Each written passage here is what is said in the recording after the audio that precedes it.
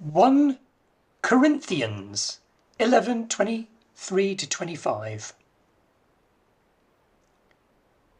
Paul is writing, "For I received from the Lord what I also passed on to you. The Lord Jesus, on the night he was betrayed, took bread, and when he had given thanks, he broke it, and said, 'This is my body, which is for you. Do this in remembrance of me.' And in the same way, after the supper, he took the cup, saying, 'This cup is the new covenant in my blood. Do this whenever you drink it, in remembrance of me.'" So now we skip over briefly from the Gospels to Paul's letter to the church in Corinth, written many years after. And we'll come back to that letter another day. But here we see Paul describe the first ever communion in the context of a meal. Now, a good friend of mine once told a story. He had just become a Christian and he was new to all this, but he knew this passage of the Bible where Paul describes Jesus breaking bread.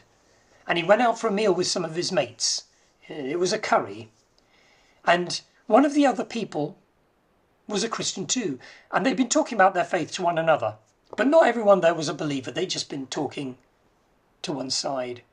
And then at one point, the other Christian pulled apart a bit of naan bread and gave it to my friend. And there was a moment that passed between them. This was more than just a piece of naan bread.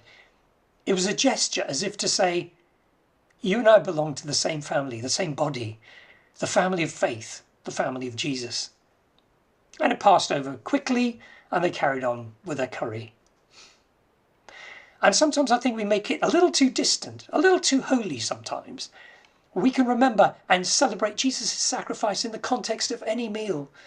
And it doesn't have to be bread necessarily, and it doesn't have to be wine. Also, doesn't always have to be at an altar, although that too can be special. But just remember, as we celebrate it together, we are remembering that we are part of something special, a different kind of family.